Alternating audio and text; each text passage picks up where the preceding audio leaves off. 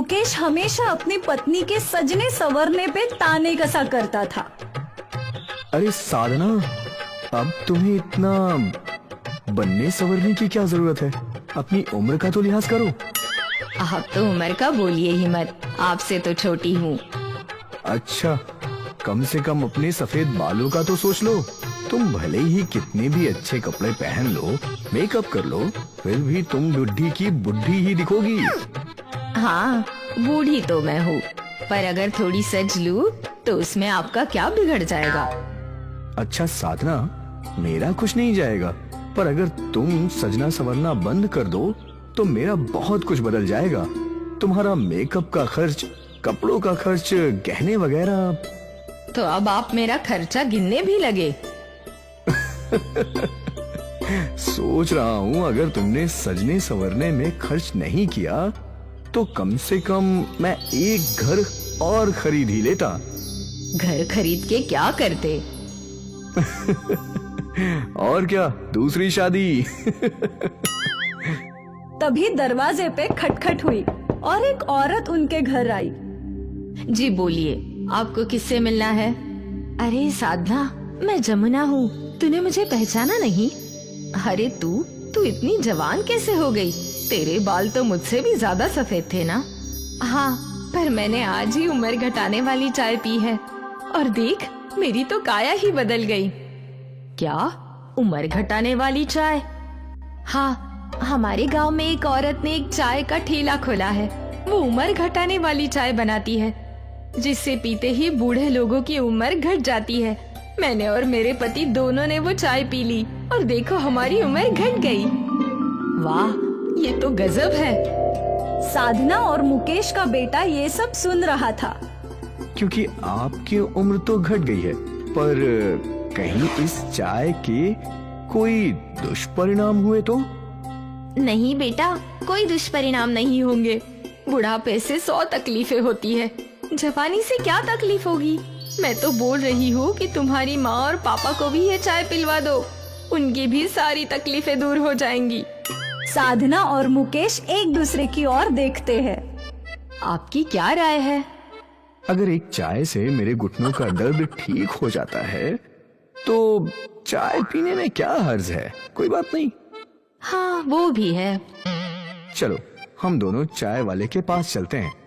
साधना और मुकेश जमुना के साथ उस चाय वाली के पास गए। अरे बहन, ये दोनों मेरे पड़ोसी हैं। ये दोनों अपने बुढ़ापे से परेशान हैं। तुम इन दोनों को भी अपनी स्पेशल उम्र घटाने वाली चाय पिला दो। हाँ हाँ, क्यों नहीं। उस औरत ने साधना और मुकेश को एक एक ग्लास चाय दी। अब मेरी उम्र घटाने वाली चाय को एक घूंट में पी लो और देखो इसका चमत्कार। साधना और मुकेश ने वो चाय पी और तुरंत ही उनकी उम्र घट गई। उनके सफेद बाल काले हो गए। अरे वाह, ये तो चमत्कार है। धन्यवाद बहन, तुम्हारा बहुत बहुत धन्यवाद। तुमने मेरे घुटनों का दर्द ठीक कर दिया। हाँ, और मेरा भी। ये सब तो मेरी चमत्कारी चाय का कमाल है। अब तुम दोनों आराम से जियो, जाओ। साधना और मुकेश उस औरत को शुक्रिया बोलकर निकले। जब दोनों घर लौटे तो उनके बेटे रमन ने उन्हें पहचाना ही नहीं। माँ, बाबा, आप दोनों? हाँ, देख, हम लोग जवान हो गए। अब तुझे हमारे लिए दवाइयाँ खरीदने की कोई जरूरत नहीं। सबसे अच्छी बात है कि आपकी सारी बीमारियाँ ठीक हो गईं। हाँ बेटा, आज हम बहुत खुश हैं। उस दिन मुकेश का पूरा परिवार खुश था। अगली सुबह रमन उठा तो उसके माँ पापा अभी तक सो रहे थे। माँ, पापा, माँ, पापा, ये क्या हुआ? माँ, पापा। जब रमन की आवाज पर उसके माँ पापा उठे नहीं तो वो उनके कमरे में चला गया और अंदर का मंजर देखकर वो चीख उठा। माँ, पापा, ये क्या हुआ? माँ, पापा। उसके मम्मी पापा दोनों पत्थर बन चुके थे और वो वही खड़े रहकर रो रहा था। बगल वाले घर से भी रोने की आवाज आ रही थी। रमन वहाँ गया तो वहाँ के बुजुर्ग भी पत्थर बन चुके थे। रमन उनके भी घर देखने गया। मेरे माँ बाबा, ये दोनों भी, मेरे मम्मी पापा भी पत्थर के बन गए। उन्हें बाहर से और गांव वालों के रोने की आवाज सुनाई देने लगी। चलो बाहर चलते हैं। वो दोनों बाहर पहुँचे तो वहाँ बहुत सारे लोग रो रहे थे। क्या आप सबके बुजुर्ग भी पत्थर के बन गए हैं? हाँ, मेरी माँ। मेरे माँ बाबा दोनों। हे राम, अब हमें क्या करना चाहिए? वो उम्र घटाने वाली चाय वाली भी भाग गई है। हमें उसे पकड़कर पीटना चाहिए। उसकी वजह से आज हमारे माता पिता का ये हाल हुआ है। मुझे नहीं लगता कि वो उम्र घटाने वाली कोई मामूली औरत होगी। हम सबसे पहले सीधा बाबा के पास जाकर इस समस्या का समाधान ढूंढना चाहिए। हाँ, ये सही रहेगा। रमन और कुछ गांव वाले सिद्ध बाबा के पास पहुँचे। बाबा, हमारे बुजुर्ग पत्थर बन गए हैं। उन सब ने उम्र घटाने वाली चाय पी और उनका ये हाल है। ये उसी का काम है। वो जादूगरनी चाय पिलाकर सभी बुढ़े लोगों को अपने वश में कर लेती है और फिर उसकी सारी शक्ति चुरा के उन्हें पत्थर बना देती है। क्या?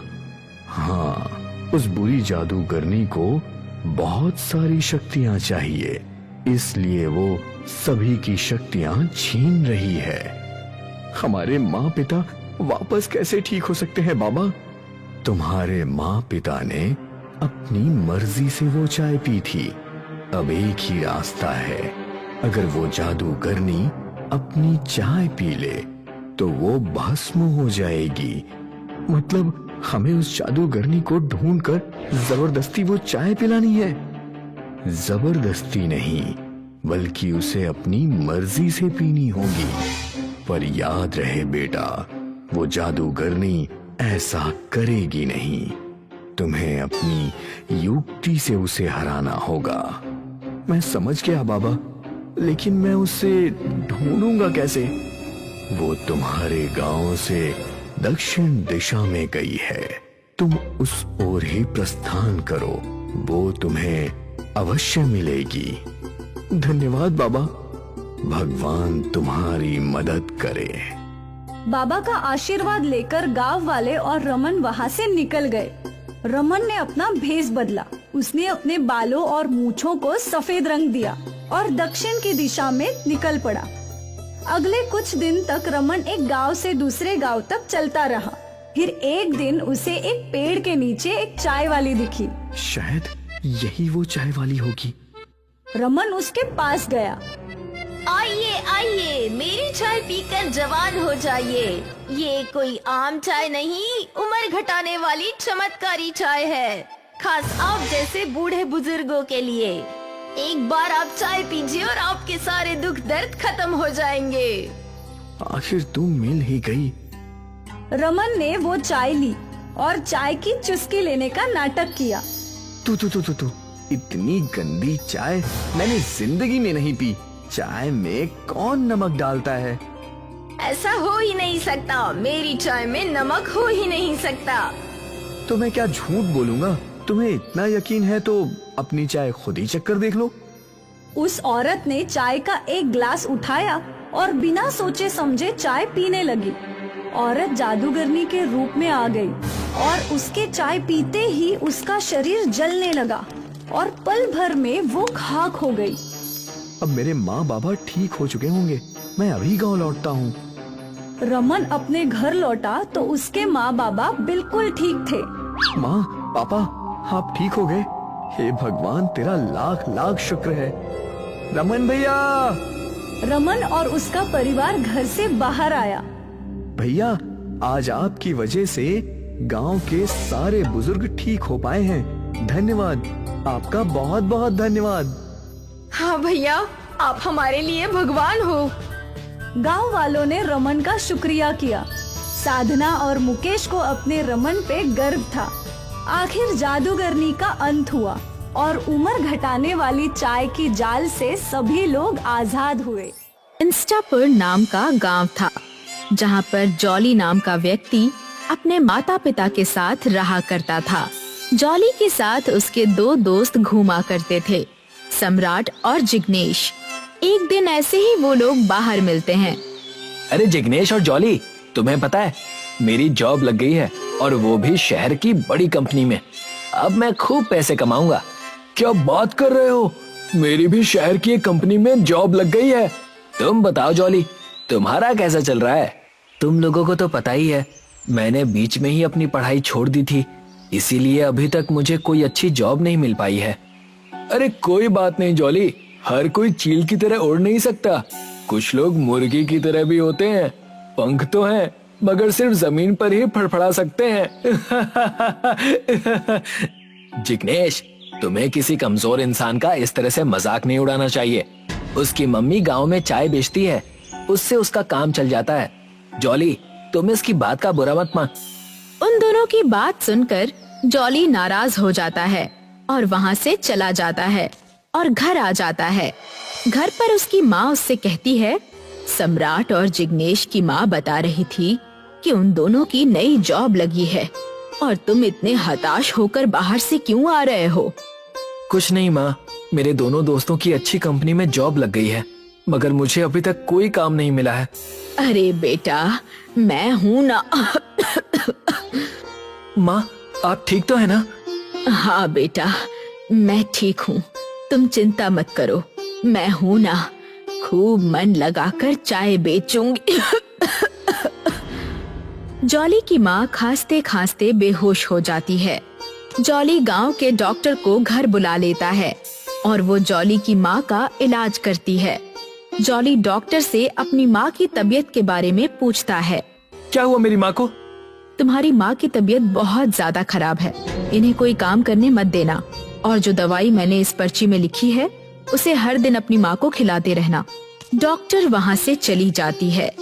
जो दवाइयाँ डॉक्टर पर्ची पर लिख कर जाती हैं, वो सारी शहरी दवाइयाँ होती हैं। ये दवाइयाँ तो बहुत महंगी हैं और मेरे पास तो पैसे भी नहीं हैं, मगर मुझे कुछ न कुछ तो करना ही होगा। जॉली अपनी माँ की चाय की स्टॉल पर जाता है और चाय बेचने लगता है। चाय, चाय, गर्मा गर्म चाय ले लो। जब जॉली चाय बेच रहा था, तभी वहाँ पर से उसके दोस्त सम्राट और जिग्नेश गुजरते हैं और उससे कहते हैं, भाई ये क्या है? ये तो चाय बेचने लग गया। कोई शर्म वगैरह नहीं आ रही है क्या?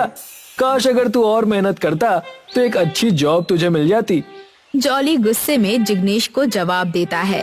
क्या मतलब है तुम्हारा मेहनत से? हाँ, चाय वाले मेहनत नहीं करते क्या? मेरी माँ बीमार है, पर फिर भी मैं क्या तुम दोनों से पैसे मांगने आया? नहीं आया ना? अरे गुस्सा क्यों हो रहा है? बस हम ये बताने आए थे कि हम दोनों शहर जा रहे हैं। ठीक है जॉली, हम चलते हैं, तू यहाँ चाय बेच। दोनों एक बार फिर जॉली का मजाक उड़ाकर निकल जाते हैं। जॉली की चाय से बिल्कुल भी कमाई नहीं हो रही थी और उसके पास जरा भी पैसे नहीं थे कि वो उन दवाइयों को खरीद पाए। जॉली उदास हो जाता है। तभी उसकी दुकान में एक बुजुर्ग वहाँ पर आते हैं, जो गले में सोने का हार और एक काला चश्मा पहने हुए थे। अरे बेटा, क्या हुआ? इतने परेशान क्यों हो? मुस्कुराओ, हंसो, एक पल में जियो, इस पल को जानो और मुझे चाय पिला दो, लेकिन मेरे पास पैसे नहीं है। जॉली उस बुजुर्ग व्यक्ति को चाय देता है। बुजुर्ग व्यक्ति जॉली से कहता है, बेटा, मुझे लगता है कि तेरे साथ कोई समस्या चल रही है, इसीलिए तेरे माथे पर चिंता पल रही है। चल अभी पूरी बात बता, क्या माजरा है? मैं तुम्हारी मदद करूंगा। आप मेरी मदद करेंगे? हाँ हाँ, क्यों नहीं, तुम बताओ तो कि माजरा क्या है। जॉली उस बुजुर्ग व्यक्ति को सारी बातें बताता है। बुजुर्ग व्यक्ति उसकी बात सुनकर उससे कहता है, तुम चिंता मत करो, मैं तुम्हारी मदद करता हूँ। तुम्हारी माँ को कुछ नहीं होगा। अभी मैं अपने दोस्त को बुलाता हूँ। बुजुर्ग दोनों हाथ जोड़ता है और मंत्र पढ़ता है। अस्तला विस्तला, मेरी दोस्त गाय जहाँ कहीं भी हो, आ जाओ यहाँ चिस्तला। तभी वहाँ पर अचानक से एक गाय आ जाती है। ये सब देखकर जॉली चौंक जाता है। बुजुर्ग व्यक्ति गाय से कहता है, तुम अब से इस जॉली के साथ रहोगी और इसकी मदद करोगी। समझ में आई ना मेरी बात? ठीक है। क्या? ये गाय यहाँ कैसे आई और ये बात कैसे कर रही है? गाइस, देखो मेरे जाने का वक्त हो गया है। इस गाय के दूध से अपनी चाय को बनाया करना, और ये याद रखना कि गाय का दूध किसी रबड़ी से कम नहीं है। और अपने कपड़े पहनने का ढंग भी थोड़ा सा बदल लो, थोड़े नए तरीके के कपड़े पहनो। चलो अब मैं चलता हूँ। बुजुर्ग व्यक्ति वहाँ से चला जाता है। जॉली गाय को अपने साथ घर ले जाता है और अगले दिन उसका दूध निकालकर अपनी दुकान में आकर चाय बनाने लगता है। तभी वो देखता है कि ये दूध दूध नहीं बल्कि रबड़ी है। जॉली कपड़े भी अलग पहनता है और अपनी दुकान पर जॉली की रबड़ी चाय लिख देता है। रबड़ी चाय ले लो, रबड़ी चाय। ऐसी चाय आप लोगों ने कभी नहीं पी होगी। तभी वहाँ से एक औरत गुजरते हुए रबड़ी चाय को सुन लेती है। ये रबड़ी चाय क्या है? अरे दीदी, ये जॉली की रबड़ी चाय है, एक बार पीकर तो देखिए। लाओ एक रबड़ी चाय पिलाओ, देखो तो कैसी लगती है ये। जॉली चाय बनाकर उस औरत को देता है। औरत उस रबड़ी चाय को पीती है और कहती है, अरे इससे पहले मैंने कभी इतनी अच्छी चाय नहीं पी, ये तो काफी अच्छी चाय है। जॉली भाई, एक रबड़ी चाय और देना। अभी देता हूँ।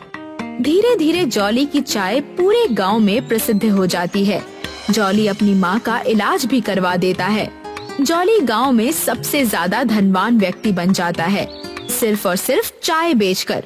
और दूसरी ओर उसके दोस्त सम्राट और जिग्नेश जिस कंपनी में काम कर रहे थे, वो दोनों की कंपनी कंगाल हो जाती है, जिस वजह से उन दोनों को नौकरी से निकाल दिया जाता है और वो दोनों लौटकर वापस गांव आ जाते हैं। गांव आते ही वो एक दूसरे से कहते हैं, यार मेरा तो बहुत बड़ा नुकसान हो गया यार, अब हमें काम कौन देगा? इतनी मेहनत के बाद ये काम मिला था, सारी मेहनत पानी में चली गई। चल आजा, उस गरीब जॉली के पास चाय पीने चलते हैं, उसकी हालत देखकर थोड़ा हमें अच्छा तो लगेगा। सम्राट और जिग्नेश दोनों जॉली की दुकान पर चाय पीने जाते हैं। वहां पहुंचते ही वो देखते हैं कि जॉली की दुकान अब बड़ी हो चुकी है। दोनों आश्चर्यचकित हो जाते हैं और जॉली के पास जाकर कहते हैं, अरे जॉली, तेरी चाय की दुकान तो काफी बड़ी हो गई है यार। सच सच बता, कहाँ से इतने पैसे आए तेरे पास? ऐसे सवाल क्यों पूछ रहे हो? तुम्हें क्या लगता है एक चाय वाला चाय बेच बेचकर अमीर नहीं बन सकता है? ये सारी चीजें मैंने चाय बेचकर ही कमाई हैं। सम्राट और जिग्नेश के दिल में जॉली की दौलत शौहरत देखकर ईर्ष्या आ जाती है। जॉली उन्हें रबड़ी चाय पिलाता है। दोनों ही रबड़ी चाय पीते हैं। पीते ही सम्राट जॉली से कहता है, जॉली, ये रबड़ी चाय मैंने कभी नहीं पी और मैं ये बहुत ही विश्वास के साथ कह सकता हूँ कि इससे अच्छी चाय इस दुनिया में कहीं नहीं है। वाह, इसे पीने के बाद दिल को सुकून मिल गया। जॉली, हम तुम्हारे बहुत पुराने दोस्त हैं, हमें तो बताओ कि तुम ये रबड़ी चाय बनाते कैसे हो? जॉली उन दोनों को जादुई गाय के बारे में बता देता है। सम्राट और जिग्नेश रबड़ी चाय पीकर घर चले जाते हैं और बीच में ही रुककर दोनों एक दूसरे से कहते हैं, सुनो सम्राट, ध्यान से, पता नहीं कभी हमें आगे जॉब मिलेगी या नहीं, इसीलिए हमें कुछ तो करना होगा। जैसा कि तुमने सुना कि उसके पास कोई जादुई गाय है, तो हमें उसे जाकर चुराना होगा। नेकी और पूछ पूछ, मेरे मन में भी यही आ रहा था। मैं तो इस बात को कभी हजम नहीं कर पाऊंगा कि 10वीं फेल हमसे आगे निकल जाए। जैसे ही रात होगी, हम उसके गाय के तबेले में जाकर उसकी गाय को चुरा लेंगे। दोनों ही उस गाय को चुराने की योजना बना लेते हैं। रात हो जाती है और सम्राट और जिग्नेश दोनों ही जॉली के गाय तबेले में घुसते हैं, जहाँ पर वो जादुई गाय सो रही थी। देखो देखो, वो रही जादुई गाय जो रबड़ी जैसा दूध देती है। जिग्नेश आगे जाता है और गाय की बंधी रस्सी को उठाकर गाय को बाहर लेकर जाने लगता है। तभी गाय की नींद खुलती है और वो दोनों को देखकर कहती है, तुम दोनों की हिम्मत कैसे हुई मुझे चुराने की? दोनों आश्चर्य में पड़ जाते हैं। तुम तो बोल सकती हो, ये कैसे हो सकता है? पतंग आसमान में उड़ती है, मगर उसकी डोर जमीन पर रहने वाले इंसान के हाथ में होती है। जब उस इंसान के हाथ से उसकी डोर छूट जाए तो वो पतंग आसमान में बिडोल की तरह यहाँ वहाँ जाने लगती है और नीचे गिर जाती है। तुम दोनों वो बिडोल पतंग हो और जॉली वो है जिसकी डोर जमीन से जुड़ी हुई है। हमें माफ कर दो, हम दोनों को हमारे दफ्तर से निकाल दिया गया है, इसलिए हम यहाँ तुम्हें चुराने आए थे। हम लोग तुम्हें चुराकर खुद की रबड़ी चाय की दुकान खोलना चाहते थे। हमें माफ कर दो गाय जी। वो लोग जब बात कर रहे थे तभी पीछे से जॉली आ जाता है और उनसे कहता है, मैंने तुम दोनों की पूरी बात सुन ली है। अगर तुम्हें जॉब से निकाल दिया गया है तो ये बात तुम दोनों ने मुझे क्यों नहीं बताई? ध्यान से सुनो मेरी बात, चाहे दोस्त कितना भी बड़ा आदमी क्यों ना बन जाए, दोस्त दोस्त ही होता है, समझे सम्राट और जिग्नेश? हमें माफ कर दो जॉली कि हमने तुम्हें नीचा दिखाया। हमारी मदद करो जॉली, हमारे पास कोई काम नहीं है। बस इतनी सी बात। चलो कल से तुम दोनों मेरी दुकान पर आ जाना। जॉली सम्राट और जिग्नेश को अपने काम पर रख लेता है और दोनों को उनकी शहरी कंपनी से दुगनी तनख्वाह देता है। मुकेश हमेशा अपनी पत्नी के सजने संवरने पे ताने कसा करता था। अरे साधना, अब तुम्हें इतना बनने संवरने की क्या जरूरत है? अपनी उम्र का तो लिहाज करो। आप तो उम्र का बोलिए ही मत, आपसे तो छोटी हूँ। अच्छा, कम से कम अपने सफेद बालों का तो सोच लो। तुम भले ही कितने भी अच्छे कपड़े पहन लो, मेकअप कर लो, फिर भी तुम बुढ़ी की बुद्धि ही दिखोगी। हाँ, बूढ़ी तो मैं हूँ, पर अगर थोड़ी सज लूँ तो उसमें आपका क्या बिगड़ जाएगा?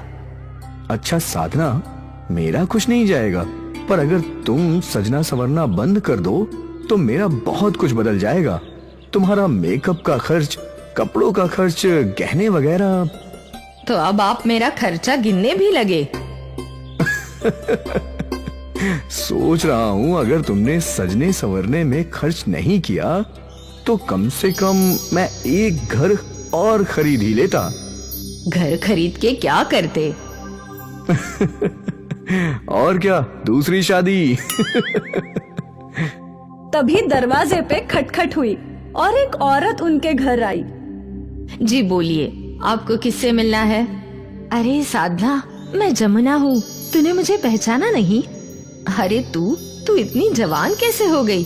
तेरे बाल तो मुझसे भी ज्यादा सफेद थे ना? हाँ, पर मैंने आज ही उम्र घटाने वाली चाय पी है और देख, मेरी तो काया ही बदल गई। क्या उम्र घटाने वाली चाय? हाँ, हमारे गांव में एक औरत ने एक चाय का ठेला खोला है। वो उम्र घटाने वाली चाय बनाती है, जिससे पीते ही बूढ़े लोगों की उम्र घट जाती है। मैंने और मेरे पति दोनों ने वो चाय पी ली और देखो हमारी उम्र घट गई। वाह, ये तो गजब है। साधना और मुकेश का बेटा ये सब सुन रहा था। क्योंकि आपकी उम्र तो घट गई है, पर कहीं इस चाय के कोई दुष्परिणाम हुए तो? नहीं बेटा, कोई दुष्परिणाम नहीं होंगे।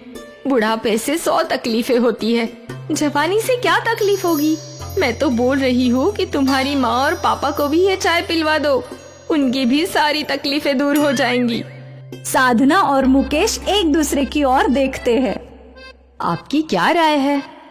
अगर एक चाय से मेरे घुटनों का दर्द ठीक हो जाता है तो चाय पीने में क्या हर्ज है? कोई बात नहीं।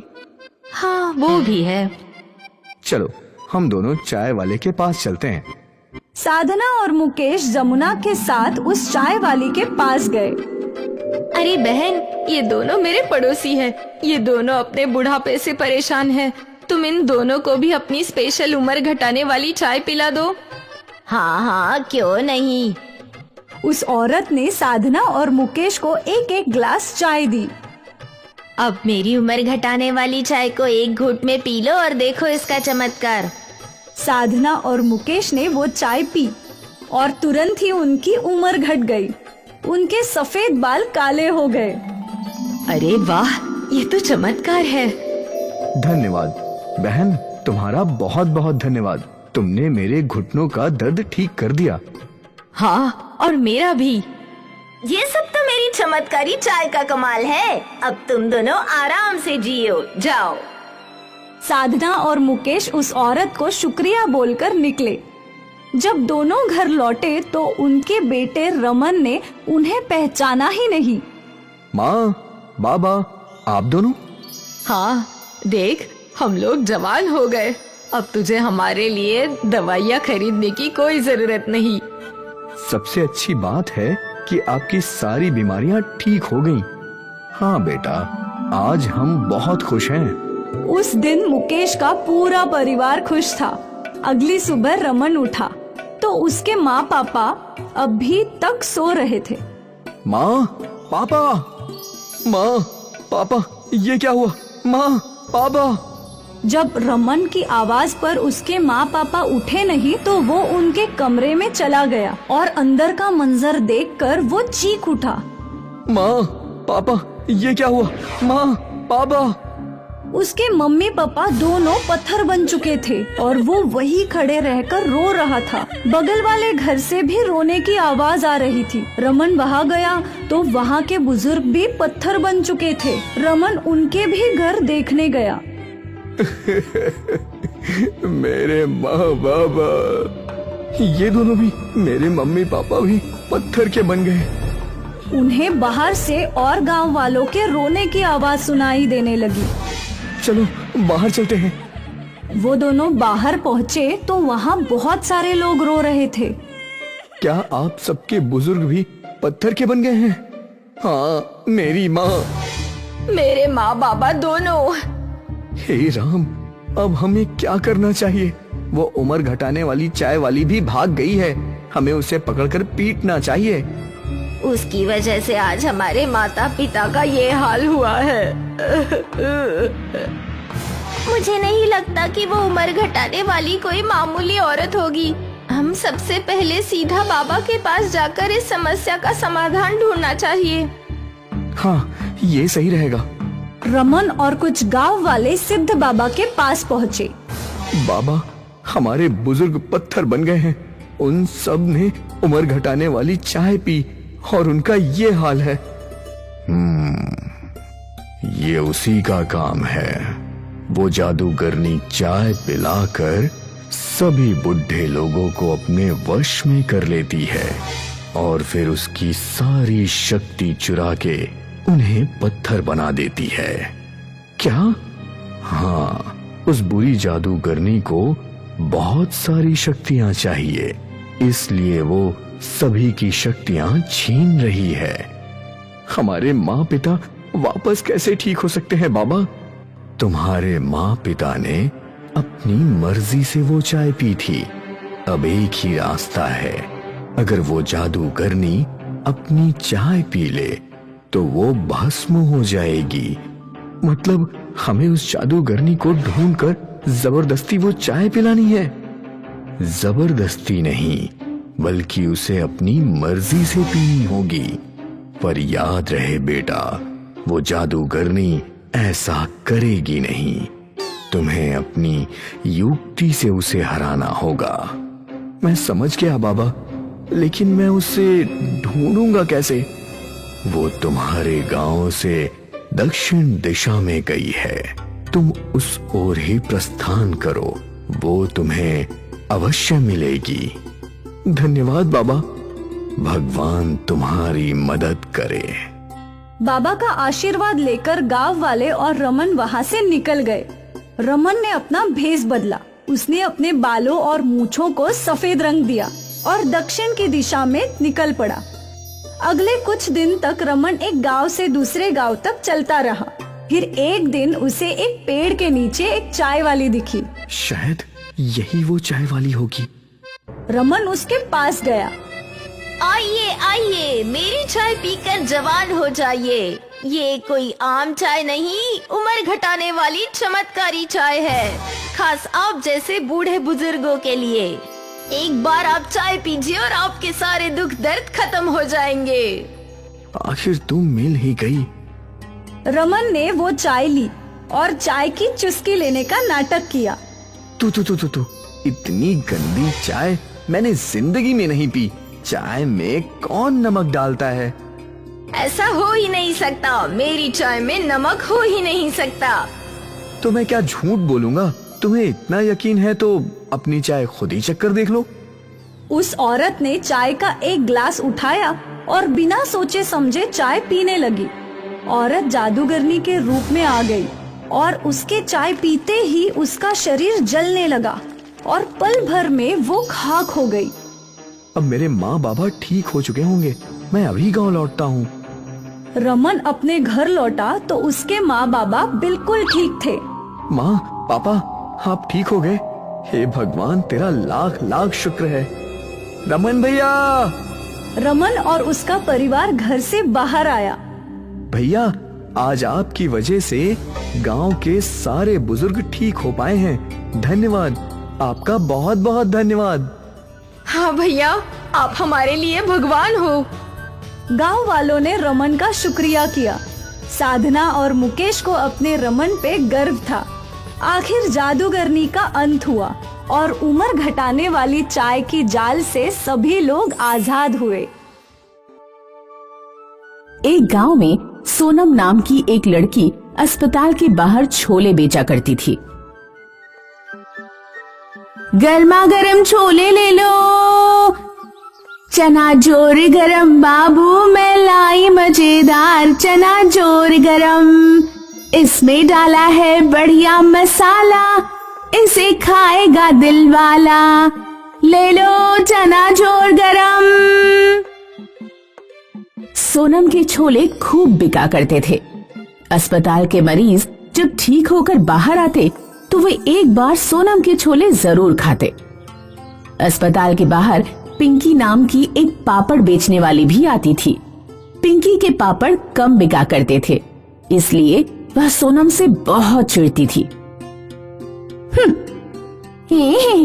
गर्मा गर्म छोले, सड़े बुरे छोले, पता नहीं कितने दिन पुराने बासी छोले उठा लाती है ये सोनम सड़ेलिया। मेरे छोले तेरे गंदे सड़े पापड़ों से तो अच्छे ही हैं। सच बता, कितने दिनों से नहाई नहीं है? सोनम शाम को घर लौटकर अपनी बूढ़ी बीमार माँ की सेवा किया करती थी और उसे दिन भर की बातें भी सुनाती। अम्मा, आज एक अमीर ग्राहक ने मुझे 100 रुपए की टिप दी। ये क्या होता है? जब कोई खुश होकर कुछ एक्स्ट्रा पैसे देता है तो उसे ही टिप कहते हैं। बेटी, तू अपनी शादी के लिए कोई लड़का ढूंढ ले।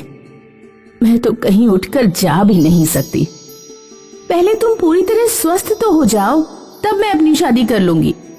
सोनम की माँ का स्वास्थ्य दिन पर दिन बिगड़ता गया। एक दिन उसे अपनी माँ को लेकर अस्पताल जाना पड़ा। पिंकी यह देखकर बहुत खुश हुई।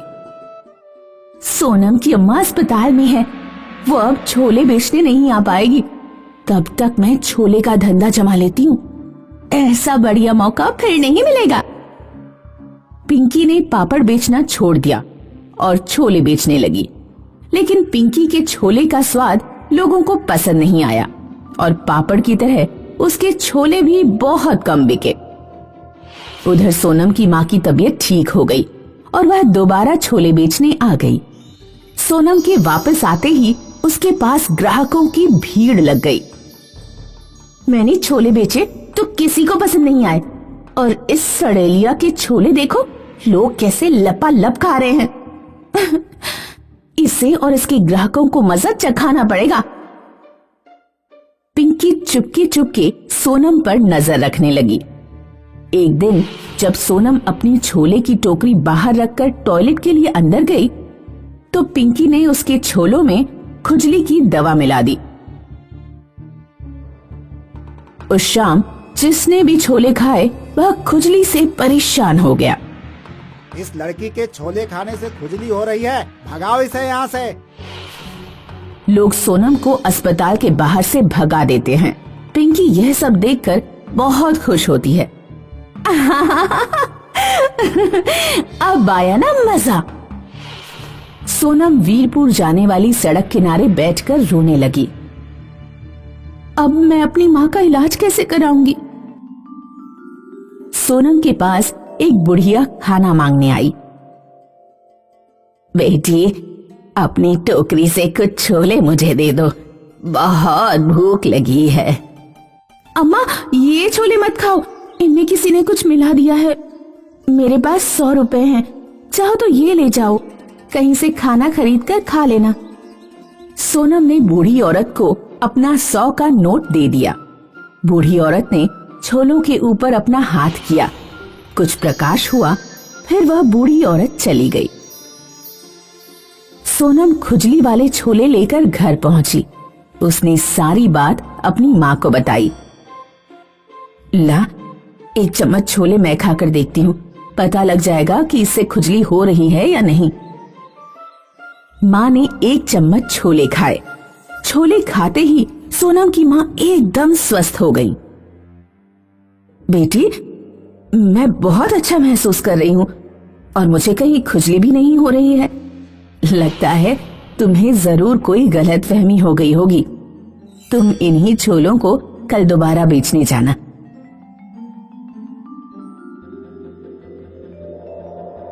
सोनम अगले दिन ही छोले लेकर अस्पताल के बाहर पहुंची। अस्पताल के बाहर ये बात फैल गई कि एक लड़की जादुई छोले बेच रही है, जिसके छोले खाने से कोई भी बीमारी ठीक हो जा रही है। सोनम के पास रोगियों की भीड़ उमड़ने लगी। लोगों ने उसे 2 गुने 3 गुने पैसे दिए और छोले खाए और सभी स्वस्थ होकर अपने घर लौट गए। पिंकी को भी यह बात पता लगी। जादुई छोले, ये क्या पागलपन है, जरा मैं भी तो खाकर देखूं। पिंकी ने भी सोनम के छोले खरीदे। जैसे ही उसने छोले खाए, उसे भयानक खुजली होने लगी। अरे अरे अम्मा, मर गई रे, ये क्या हो रहा है? हर जगह बहुत खुजली हो रही है। मर गई रे, मर गई।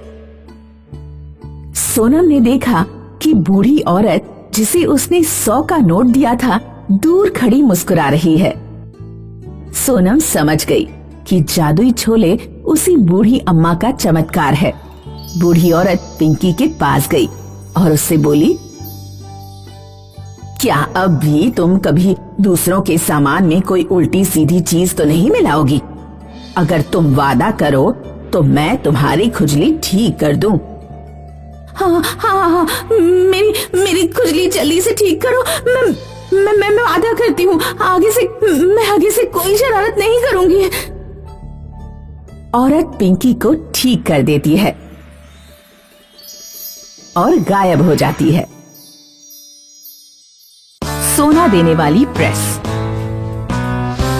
सुरभि के माता पिता की बचपन में ही मृत्यु हो जाने के कारण सुरभि के चाचा चाची को उसे पालना पड़ा। सुरभि की चाची सुरभि को अपने ऊपर बोझ मानती थी। एक तो हमारे घर भी लड़की हुई, ऊपर से तुम्हारे भाई अपनी लड़की हमारे ऊपर छोड़कर चले गए। तुम्हारा काम धंधा तो वैसे भी ठीक नहीं चलता। अब हम दो लड़कियों की शादी कैसे करेंगे? समय आने पर सभी लड़कियों की शादी हो जाती। कल मैं सुरभि और दीपिका दोनों के लिए लड़का ढूंढने जाऊंगा। सुरभि के लिए कोई गरीब घर का लड़का ढूंढना और हमारी बेटी दीपिका के लिए कोई अमीर घर का अच्छा लड़का। समझ गए? दीपिका पूरे दिन पड़ी पड़ी सोती रहती, सोकर उठती तो खाती और रोजाना नई नई डिमांड करती। माँ, मुझे अपने लिए लिपस्टिक, पाउडर, चप्पलें और भी ढेर सारा सामान लाना है, 5000 रुपए दो ना। दूसरी तरफ सुरभि घर का सारा काम करती और कोई भी डिमांड नहीं करती। चाची जी, कपड़े प्रेस हो गए और खाना भी बन गया है, खा लीजिए। दीपिका, तुम भी खाना खा लो। मैं अभी बाहर से आई हूँ, मेरे पैर गंदे हो गए हैं, पानी लाकर मेरे पैर धो दे। मैं अभी तुम्हारे पैर नहीं धो सकती क्योंकि मैं खाना परोसने जा रही हूँ। क्या क्या कहा? तू मेरे पैर नहीं धो सकती? अभी लाते मार मार कर तेरा मुंह सुजा दूंगी।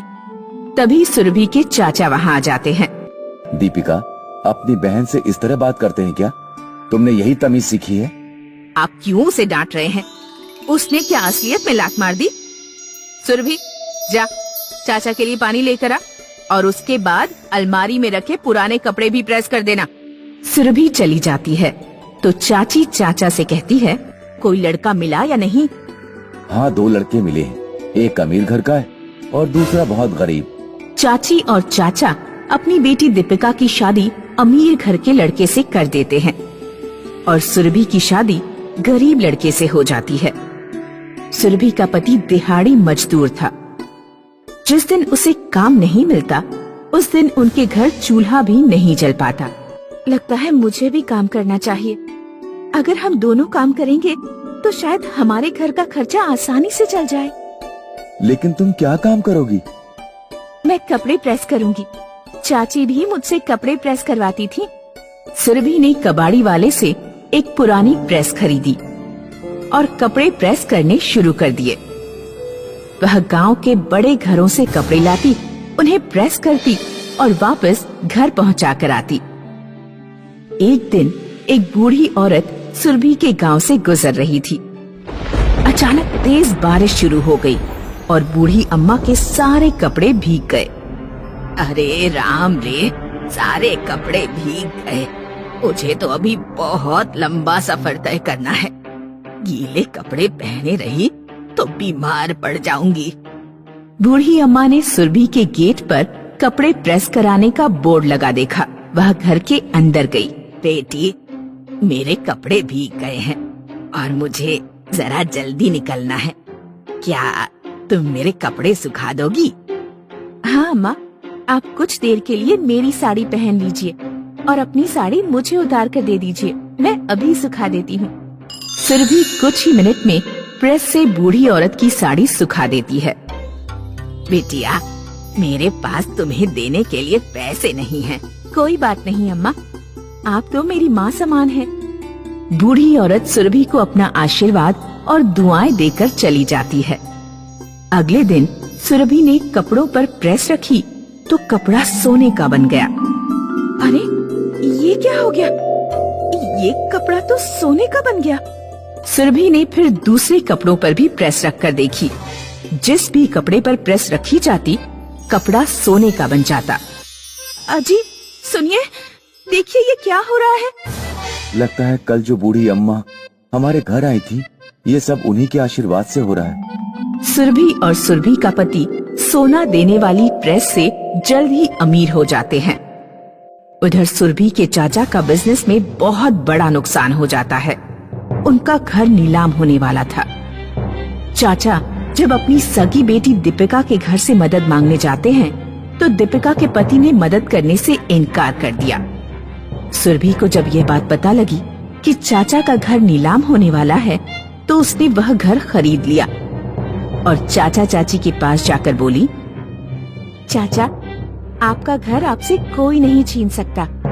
ये लीजिए आपके घर की चाबी। दीपिका और उसके पति ने हमारी कोई मदद नहीं की और सुरभि, तुमने हमें हमारा घर वापस दिलाया। हमने तुम्हारे साथ इतना बुरा व्यवहार किया था, फिर भी तुमने अपने अच्छे व्यवहार को नहीं छोड़ा। हमें माफ कर देना बेटा। माफी मांगने की जरूरत नहीं है चाची। मैंने आप दोनों को ही अपना माता पिता माना, इसलिए मुसीबत के समय मैं आपकी मदद नहीं करूंगी तो कौन करेगा। चाची सुरभि को अपनी असली बेटी से भी ज्यादा प्यार करने लगी और इस तरह वे लोग खुशहाल जीवन बिताने लगे। मिताली, ये देखो, दूध की मलाई को ऐसे अच्छे से पकाकर उससे शुद्ध देसी घी बनाया जाता है। ठीक है दादी माँ।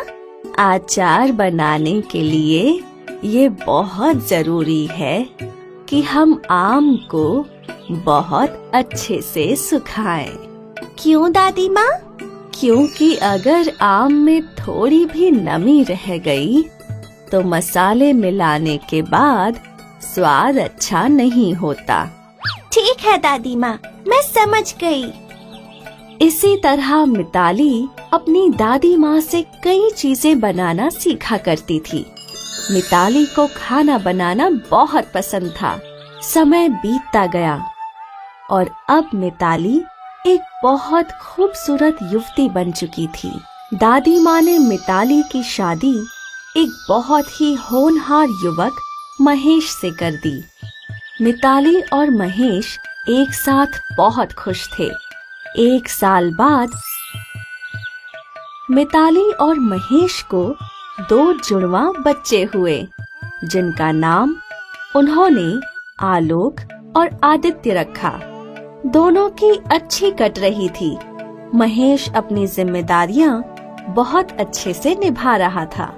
कुछ समय बाद मिताली की दादी माँ नहीं रही। उसने रो रो कर अपना बुरा हाल कर लिया था। अब इस दुनिया में मिताली के अपने सिर्फ 3 लोग थे, महेश और उसके 2 बच्चे। मिताली ने अपने आप को संभाला और फिर अपने पति और बच्चों की परवरिश में उलझ गई। लेकिन शायद भगवान ने ही मिताली के जीवन में बहुत कम खुशियां लिखी थीं। महेश का एक घातक एक्सीडेंट हुआ जिससे उसने बिस्तर पकड़ लिया।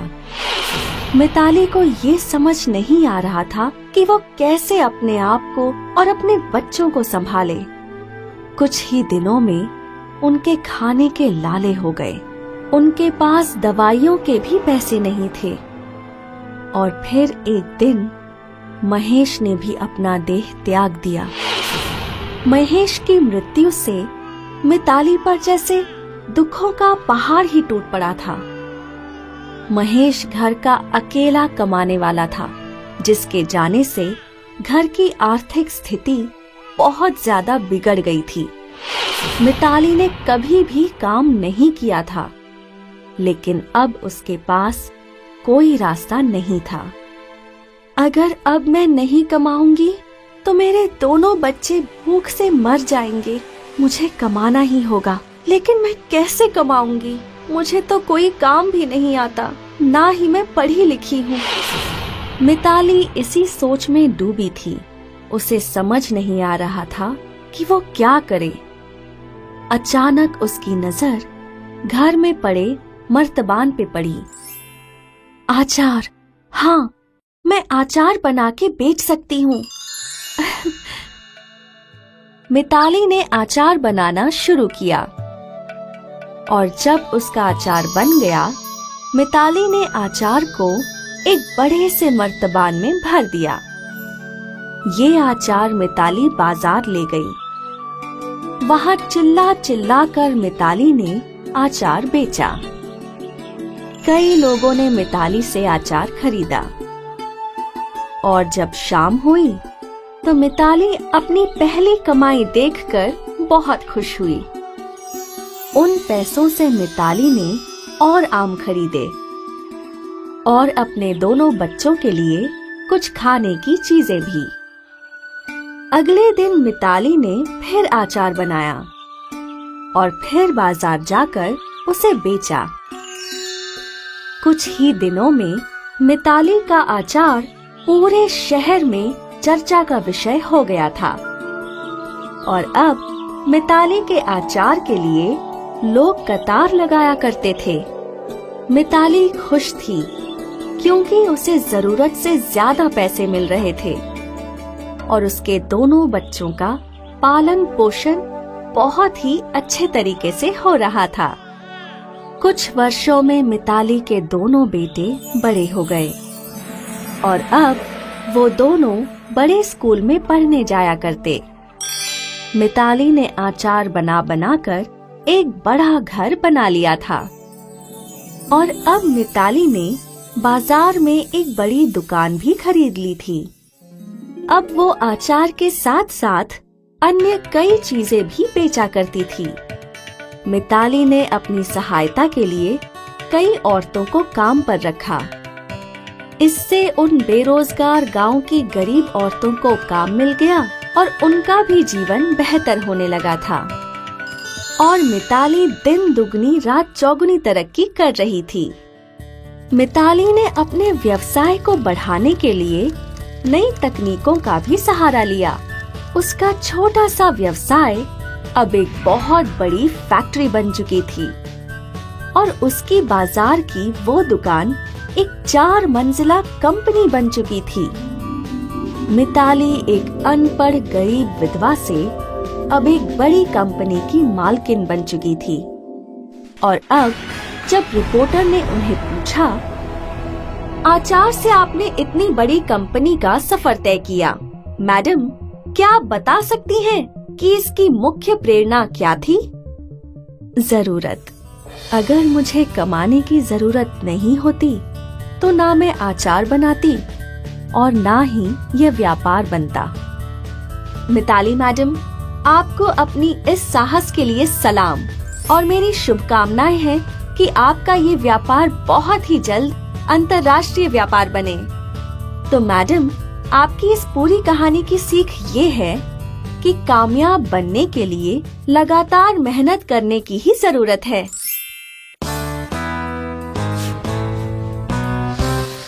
सब्जी ले लो, ताजी ताजी सब्जी ले लो, लाल टमाटर, हरी खुशबूदार सब्जियां।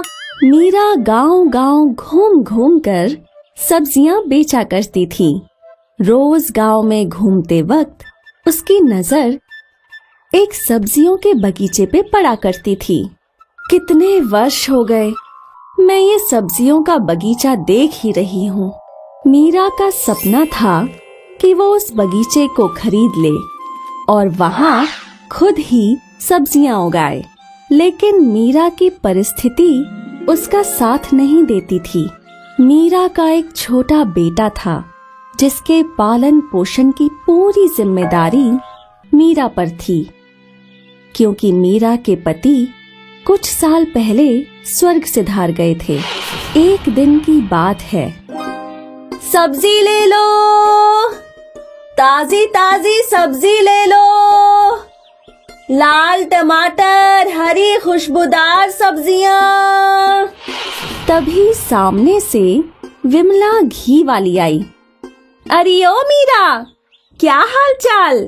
सब बढ़िया, तुम बताओ, तुम्हारे क्या हाल है? सब ठीक है। तुमने सुना कि वो सब्जियों के बगीचे का मालिक खरीदार ढूंढ रहा है? अगर मेरे पास पैसे होते ना तो मैं आज ही वो बगीचा खरीद लेती। मीरा को वो सब्जियों का बगीचा इतना पसंद था कि वो सीधे बगीचे के मालिक के पास पहुंची। सेठ जी, सुना है आप बगीचा बेचना चाहते हैं?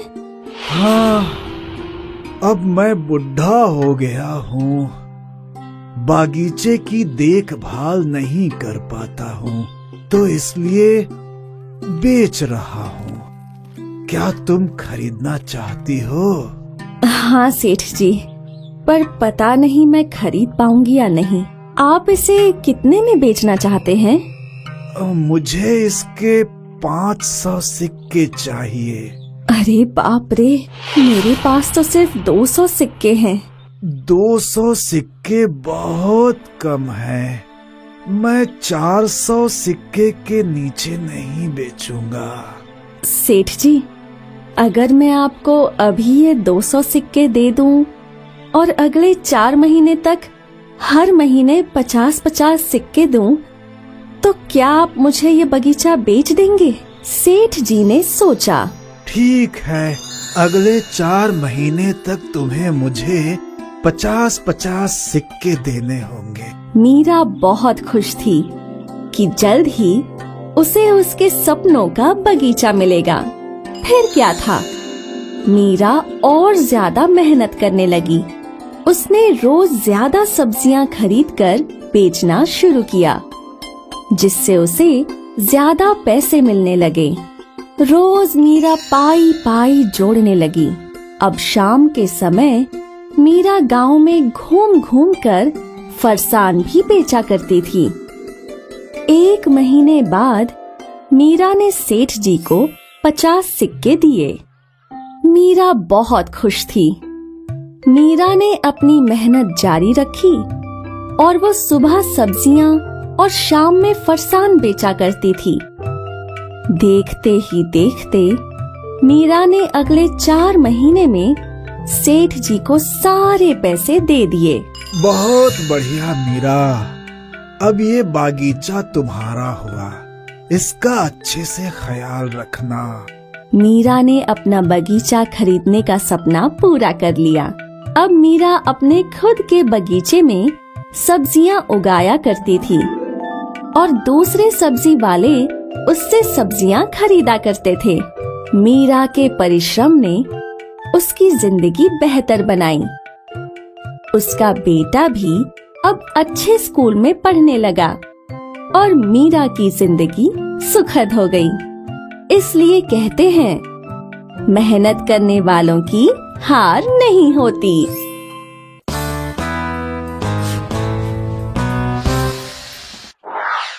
एक गांव में लीला नाम की एक दूध वाली थी। लीला के पास 2 गाय थीं, जिनसे वो रोज दूध इकट्ठा किया करती थी। दूध इकट्ठा करने के बाद वो गांव-गांव जाकर दूध बेचा करती थी।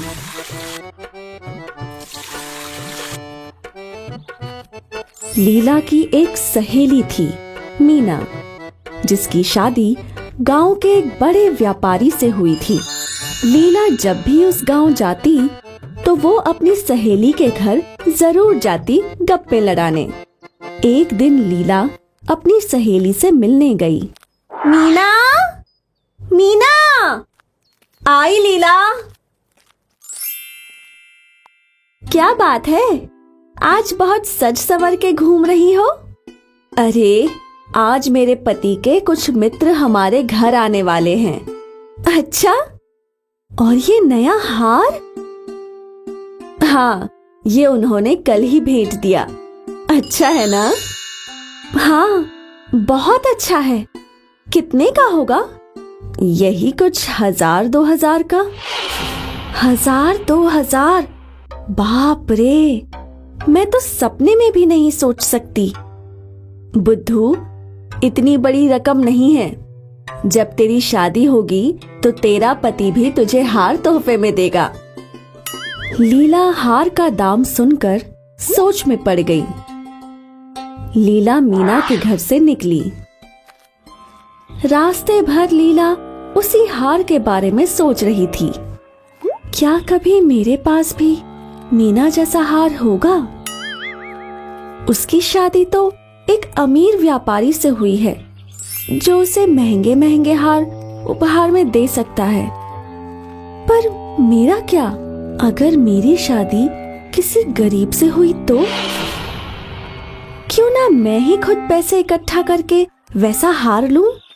लेकिन मेरे पास पैसे बचते ही कहाँ हैं? लीला ऐसा सोचते सोचते चल ही रही थी कि उसका ध्यान नदी के किनारे दूध में मिलावट कर रहे नत्थू दूध वाले पर गया। ये तो खुलेआम मिलावट कर रहा है। इसके पास 2-2 घर भी हैं। शायद मुझे भी इसी की तरह दूध में पानी मिलाकर बेचना चाहिए। इससे मुझे बहुत सारे पैसे मिल जाएंगे। ऐसा सोच लीला बहुत खुश थी। अगले दिन लीला ने रोज की तरह गायों से दूध इकट्ठा किया और फिर उसने उसमें आधा पानी मिलाया। लीला ये दूध लेकर गांव गई। उसने ये दूध गांव वालों को बेचा और अब उसके पास दुगने पैसे थे। अरे वाह, आज तो मैंने दुगने पैसे कमाए हैं। अगर ऐसा ही चलता रहा तो मैं जल्दी हार खरीद पाऊंगी। लीला फिर रोज दूध में पानी मिलाने लगी और बेचने लगी। वो बहुत खुश थी क्योंकि अब वो ज्यादा पैसे कमा रही थी। एक दिन की बात है, लीला नदी के तट पर बैठकर अपने कमाए हुए पैसे गिन रही थी। 201, 202, 203। अरे वाह, मेरे पास तो 200 से ज्यादा पैसे हैं, वो भी एक महीने में। इसका मतलब और 5 महीने में मैं वो हार खरीद पाऊंगी। लीला बहुत खुश थी। उसने नदी के किनारे आराम करने की सोची। जब लीला नदी के किनारे सो रही थी, तभी वहां एक बंदर आया और उसने लीला की पैसे की पोटली उठा ली। लीला की आंख खुल गई। मेरे पैसे वापस दो। बंदर ने वो पोटली पानी में फेंक दी। फिर लीला फूट फूट कर रोने लगी। अरे मेरे पैसे, मुझे मेरे पैसे वापस दे दो। कोई मुझे मेरे पैसे वापस दे दो। तभी वहाँ जल देवता प्रकट हुए। क्या हुआ लीला? मेरे पैसों की पोटली नदी में गिर गई। तुम्हारे पैसे? हाँ, मेरी मेहनत के पैसे। क्या तुमने सच में मेहनत की थी? वो मैंने उस हार के लिए। वो तुम्हारे मेहनत के पैसे नहीं थे, इसलिए वो तुम्हें नहीं मिलेंगे। तुमने दूध में मिलावट करके दूसरों को ठग के वो पैसे कमाए थे। वो पाप की कमाई थी। मैं समझ गई देव, मुझे माफ कर दीजिए। अब मैं कभी भी धोखेबाजी से पैसे नहीं कमाऊंगी। लीला को अपनी गलती समझ में आ गई और उससे ये भी सीख मिली कि लालच करके बेईमानी से कोई भी अच्छी चीज प्राप्त नहीं होती।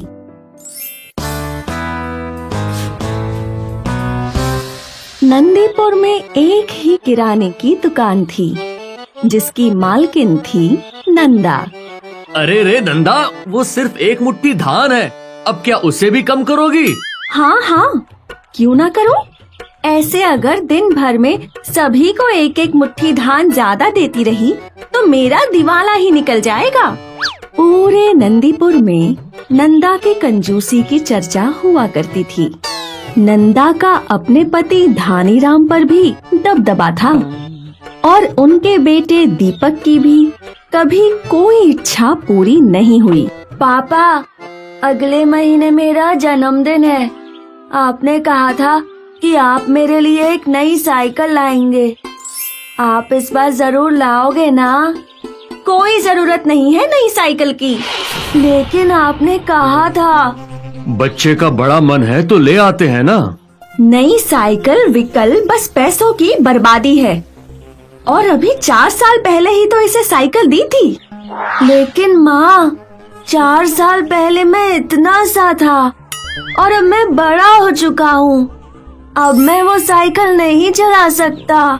हा, बड़े आए मुझे सिखाने वाले कि तुम बड़े हो गए हो, जैसे मैं तो कभी बच्ची थी ही नहीं। लेकिन माँ, मेरी बात तो सुनो। मैंने कह दिया ना, बस।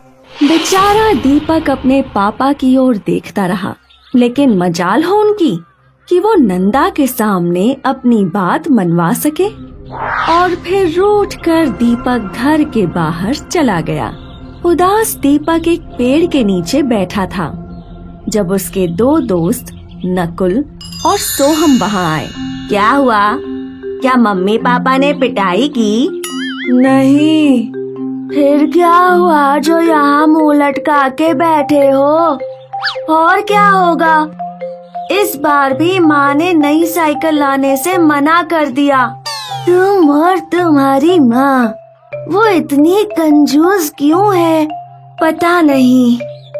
हमारी गांव में इतनी बड़ी दुकान है और एक मैं हूँ जिसे रोज एक चॉकलेट खाना भी नसीब नहीं होता। तो क्या बिना बताए खा लो? नहीं, अगर माँ को पता चला तो बहुत अच्छे से पिटाई होगी। ना रे बाबा ना, मुझे मार नहीं खानी। अच्छा ठीक है, ये लो तुम मेरी टॉफी खा लो, मैं पापा को बोल के और मंगवा लूंगा। दीपक ने अपने दोस्त की टॉफी खा ली और वो घर की ओर लौट आया। घर लौटकर वो अपने पापा के पास बैठकर उन्हें साइकिल के लिए मनाने लगा। क्या कानाफूसी चल रही है तुम दोनों की? कुछ भी तो नहीं। ठीक है, आओ खाना लग गया है। नंदा ने तीनों के लिए खाना परोसा और तीनों की प्लेटों में उसने गिनकर 2-2 रोटियां ही डाली। तीनों ने खाना शुरू किया। कुछ देर बाद, नंदा थोड़ा घी दे दो। घी तो भर भर के डाला है मैंने रोटियों में। थोड़ा और दे दो। नहीं, बिल्कुल नहीं। तुम्हें पता है ना घी कितना महंगा है? बेचारा धनीराम ये सुन चुपचाप अपना खाना खा लेता है। वैसे तो नंदा कंजूस थी, लेकिन वो रोज सवेरे भगवान जी को शुद्ध देसी घी का दिया लगाया करती थी। इस बार भगवान जी ने नंदा की सुन ली और वो खुद प्रकट हो गए। अरे बाप रे, भगवान जी जय हो, भगवान जी की जय हो। नंदा भगवान जी के चरणों में गिर गई। उठो नंदा, पुत्री, तुम रोज मुझे शुद्ध देसी घी का दिया करती हो। ये तुम्हारी उदारता है। इस उदारता से खुश होकर मैं तुम्हें सोना देना चाहता हूँ। हाँ, सोना? मैं तुम्हें एक जादुई संदूक दूंगा जिसमें इतना सोना होगा कि तुम सोच भी नहीं सकती। हाँ, लेकिन मेरी एक शर्त है, अगर तुम्हारे पास कोई भी पैसे मांगने आया और तुमने अपनी कंजूसी के कारण उसे मना किया तो जादुई संदूक गायब हो जाएगा। क्या तुम्हें मंजूर है? हाँ हाँ, इतना सारा सोना होगा तो कौन पैसे देने के लिए सोचेगा। भगवान जी मुस्कुराए और उन्होंने नंदा को वो जादुई संदूक दे दिया। जैसे ही नंदा ने वो जादुई संदूक खोला तो उसकी आंखें फटी की फटी रह गईं। फिर नंदा ने उस जादुई संदूक को अपनी अलमारी में रख दिया और रोज की तरह वो अपने बेटे और पति के लिए खाना बनाने में जुट गई। लेकिन इस बार वो बहुत खुश थी। सुबह से दोपहर हो गई और धनीराम दीपक को स्कूल से लेकर लौटा। धनीराम नंदा के पास गया। नंदा, मैं क्या बोल रहा हूँ कि दीपक का जन्मदिन नजदीक है और इस बार तो हमें उसे एक साइकिल दिला ही देनी चाहिए। और हमेशा की तरह नई साइकिल का नाम सुन। नहीं, बिल्कुल नहीं। ऐसा बोलते ही नंदा रुक गई। उसे जादुई संदूक की याद आई और वो तुरंत अलमारी की ओर दौड़ी। वो संदूक गायब हो चुका था। हाय रे मेरा जादुई संदूक! सवेरे तो भगवान जी ने मुझे दिया था और दोपहर तक गायब भी हो गया।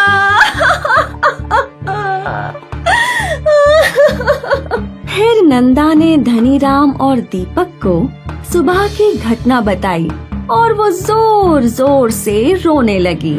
नंदा ने अपना अच्छा खासा धन खो दिया और वो भी सिर्फ अपनी कंजूसी की आदत की वजह से। इसीलिए कहते हैं, समय रहते आदतें बदल लेनी चाहिए, वरना पछताना पड़ सकता है।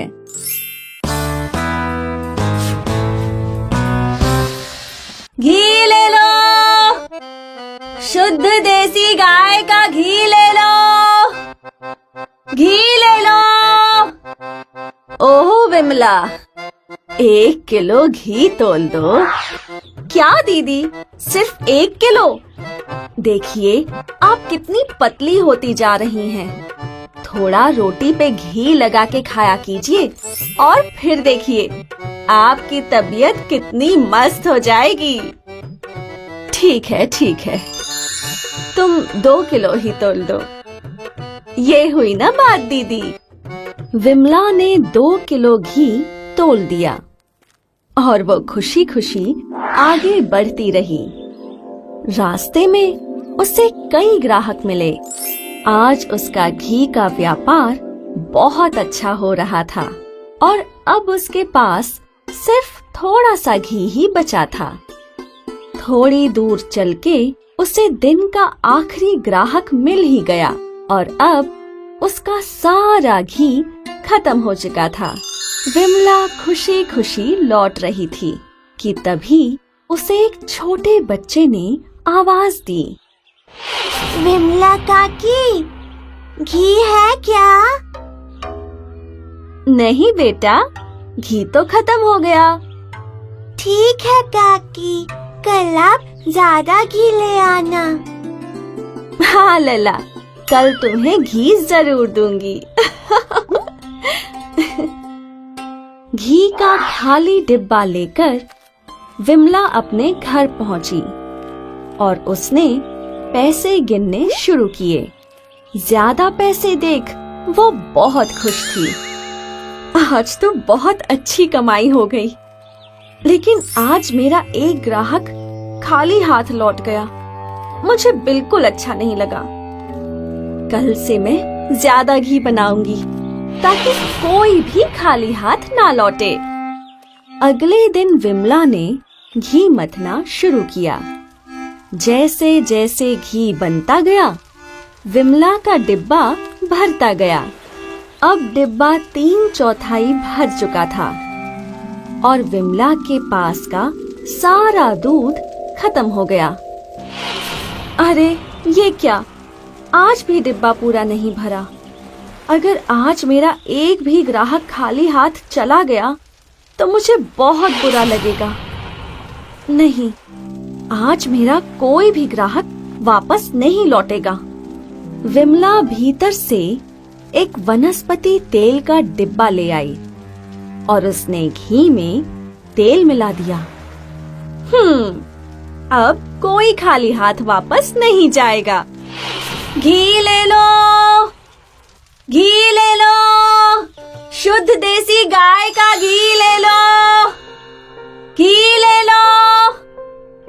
काकी, 1 किलो घी दे दो। हाँ लल्ला, कल तुम्हें घी नहीं मिला ना, आज थोड़ा ज्यादा ही ले लो। विमला ने बच्चे को घी दे दिया और वो आगे बढ़ गई।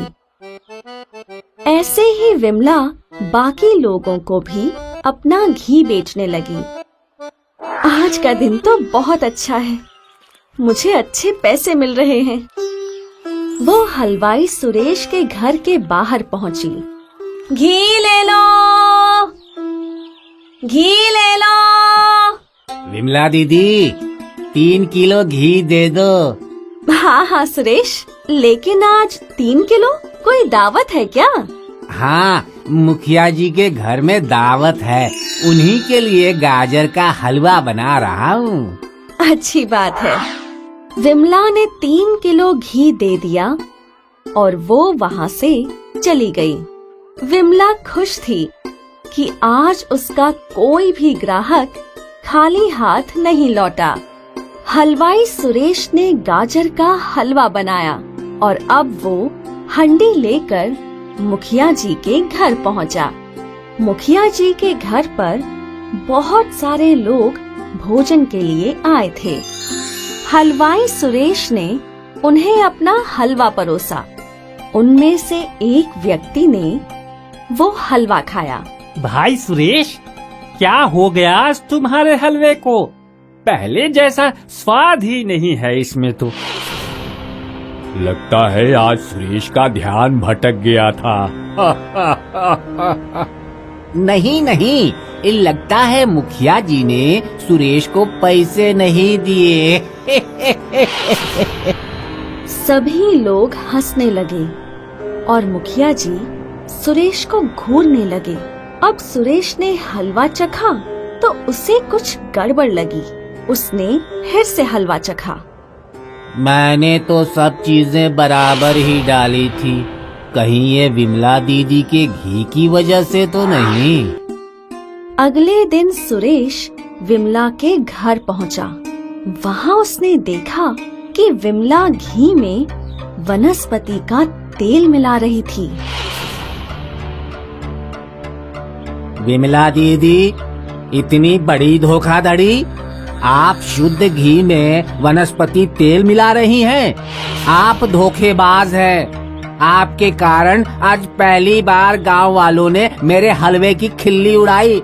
मैं सारे गांव वालों को तुम्हारी धोखाधड़ी के बारे में बता दूंगा। अरे सुरेश, मेरी बात तो सुनो। सुरेश ने विमला की बात नहीं सुनी और वो वहाँ से चला गया। सुरेश ने गांव वालों को ये बात बता दी कि विमला ने मिलावट की है और अब जब विमला घी लेके निकली, दीदी घी ले लीजिए। नहीं नहीं, तुम्हारा घी नहीं चाहिए। घी के नाम पे मिलावटी वनस्पति तेल बेचती हो, चली जाओ यहाँ से। ये बातें सुन विमला को अपनी धोखाधड़ी पर बहुत गुस्सा आया। मिलावट करने से उसके सारे ग्राहक टूट गए और अब कोई भी विमला से घी नहीं खरीद रहा था। इस कहानी से हमें ये सीख मिलती है कि कर बुरा तो हो बुरा। ईमानदारी एक बहुमूल्य गुण है।